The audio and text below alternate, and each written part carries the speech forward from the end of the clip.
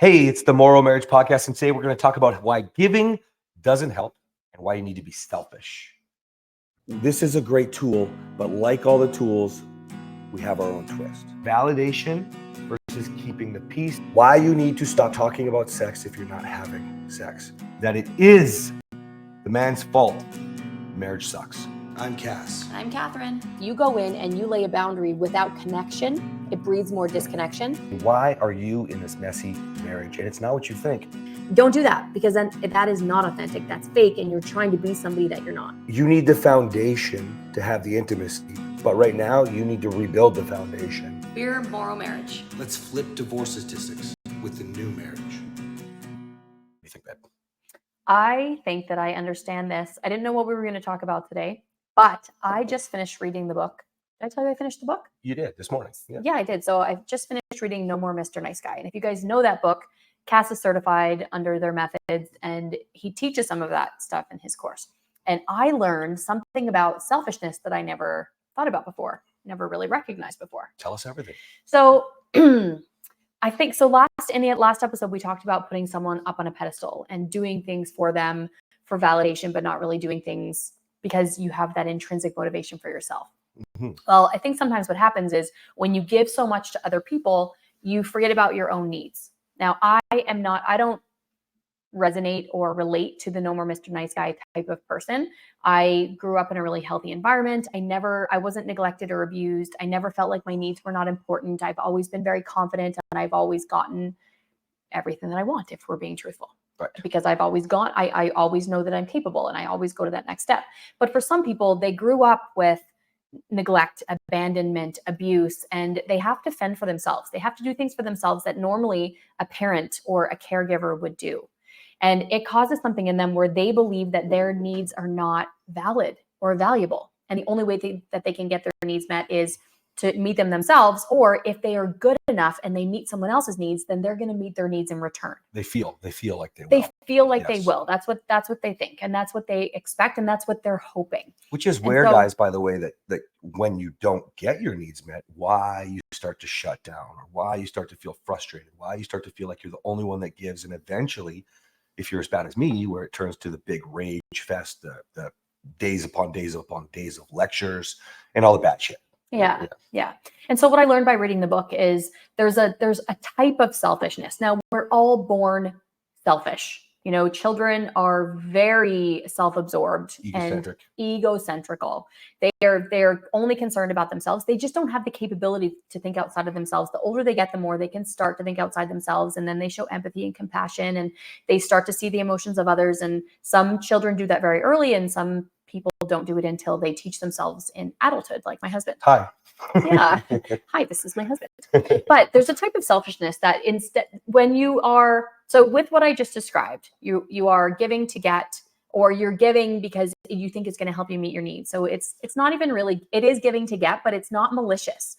A lot of times it's not. It's totally not you just don't know how to say no. You just want to be available, so you don't even realize how it's filling your cup, but you also don't know how it's poking holes in your cup. Yeah. Why it's draining you. Right? Absolutely. And the selfishness that he's talking about, at least I think, again, we never know. I never know what he's going to come up with on these this is working. episodes. Yeah. But selfishness means doing things for yourself, filling your own cup, making sure you have your own boundaries, not letting people steamroll you, not doing things for validation, not doing things with the expectation that you get something in return, so that you can be a whole and healed person without the influence of somebody else. And so when you do that, in the last episode he mentioned that I think that healthiness is really valuable in your life. Hopefully a lot of you guys do too. Working out, making sure that you're eating healthy. It's going to extend your life. It's going to give you energy. It helps you if you have any mom rage or husband rage. And I mean, rage at your kids or rage at your husband. Go. It can help you process those emotions and those feelings. And so when you do things for yourself like that, it's not actually selfish. So I think that's kind of where he's going to go with that. When you're doing something, do it selfishly, but you're doing it because then you actually have so much more to give. Well, this is such a really good example. Guys, sometimes we just use the simplest and easiest examples. So when you start taking care of yourself, your health, for example, you now have a new calendar, right? Now you're going to the gym. That involves time to get there. That involves different time to get cleaned up. Sometimes that might mean an extra shower a day. There's lots of extra time besides the time at the workout. That's also making meals, all these things. And so you're doing all of this, and your partner, for example, might say, well, you're just being so selfish. I need to do this, this, and this with the kids. And well, maybe you could change your calendar. But at the end of the day, the point is that you must do this because you know the benefits of what you're doing. And when you internalize, not selfishness, but taking care of yourself, it may be perceived as selfish. And if you need to think about it that way, then please do. It's the old oxygen mask. If you don't take care of yourself first, you really can't take care of anyone else. When she's talking about that validation that we talked about in the last episode, the moment you start taking care of yourself, you will bring a different kind of energy. I cannot stress this enough. If you haven't heard about our program, Morrow Momentum, available on the app, just search Morrow, the two R's facing each other. Okay. Momentum changed people's lives because they started to become what their partner might think is selfish. But let me put it into perspective for you. By just saying a post, today I was so depressed and I felt like getting up and moving because I didn't want another day like that. I'm just making that up, just thinking about one person in the program. Now, So not making it up. Sorry. Thinking about one person in the program. Sorry, giving an example from Yeah. one person. What I mean is this: when Patrick did that, he ultimately got DMs from people saying, "Thank you, I needed to see this today." Okay. Now, it took time. He had to make a post, right? He had to write that out. He didn't know what he was doing. He wasn't confident when he did that. But what happened was that time was taken from his life and given away. Okay. So is he being selfish? Maybe to his partner, right? Because he's using that time. And I know that's not a very big use of time, but just follow me here. But then he gave that to somebody else by inspiring them. Now, what happens? They say, thank you for that message. I needed to hear that today. What else have you done? They start strategizing. He starts moving himself forward.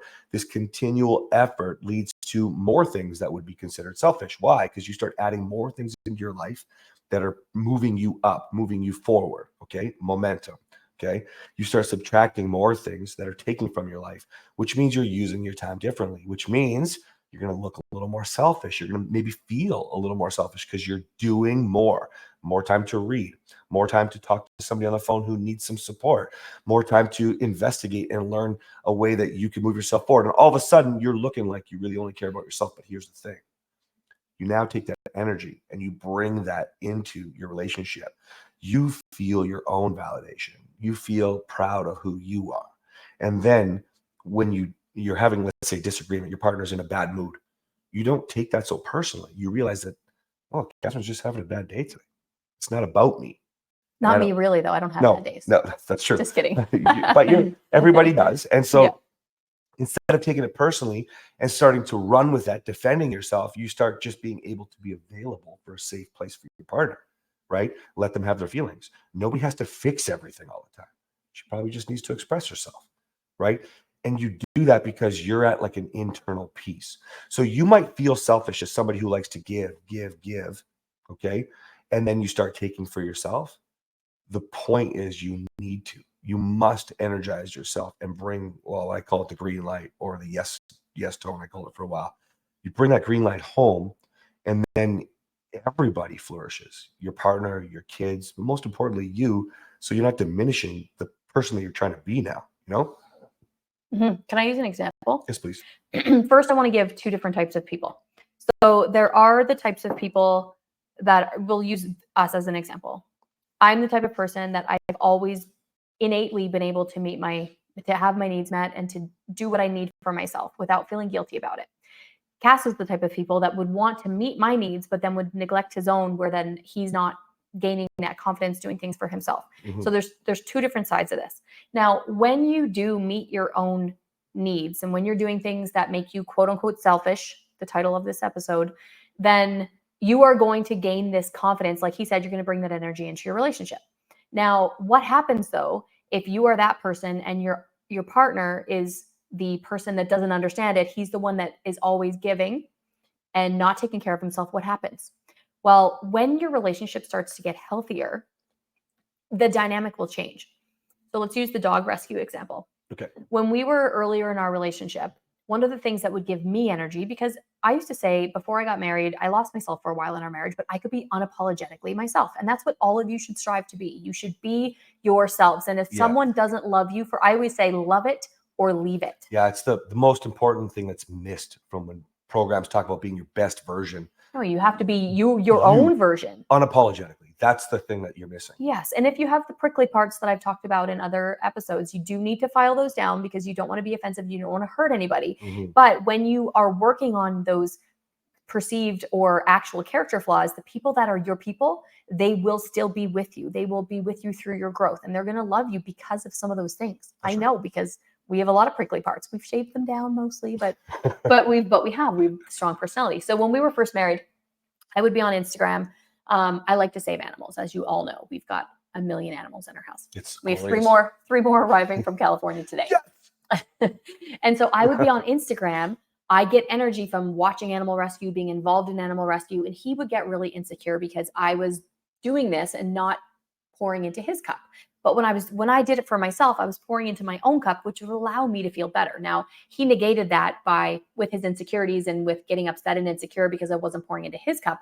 But now, flash forward to a healthy relationship, it looks completely different. He wants me to go and do what I need to do. He wants to support me in my passion for saving animals. It makes me feel good. And when I feel good and when I feel like myself, who benefits? Everybody around me. Yeah, think about it like this. So, I might want Kathryn or need Kathryn for a moment, but she's in the middle of doing what she's doing, let's say with an animal rescue, okay? Trying to get an animal pulled from California. Okay, so she's doing her thing and I might need her. Now, if I understand that she's filling her own cup, I can feel that and click later. So instead of falling into an insecurity or even just a feeling of neglect or whatever, disappointment, okay? I could just let that go and realize, wait a minute, when she's done that, she starts with super excited. This is what I found. I found this dog and I found a new person to take this dog and we're rescuing another animal. And she's like, whoa, super excited. Okay. That means that the next conversation we have is going to be even more exciting. That's right. That means that when we're cuddling on the couch and we're more connected because of that conversation, well, it's a little more touchy. That means that we're pressing pause and going to have some fun. Right. And so if I can understand that, and I had to learn this the backwards way that you are, okay, good. Now I have to start doing that. And so flip side, maybe I do talk about work too much because my work is involved with changing the world. Okay. But it fills my cup so much that last night we were trying to watch a family movie. There was somebody in crisis that went and go help this guy. And Kathryn was like, oh, cool, it's taken care of. And then wants to know more. And then all of a sudden we have this great time, right? You have to understand that whatever gives you life will bring life to your relationship. And it starts with you being selfish so that you can bring yourself life, Yeah. All right, guys. Oh, one last thing. Yeah, okay. So the word selfish, I just want to challenge your thinking for a moment. So think about what ish means. If you're describing a color, you'd say bluish. It's kind of like blue. If you're talking, I like this. Yeah. So selfish just means it's ish of yourself. It's part of yourself. I love that. It's like you. So the word selfish has a really negative connotation, but I don't think that it needs to. So if it's selfish, it's just ish. It's you-ish, actually. Did you come up with that? Yeah.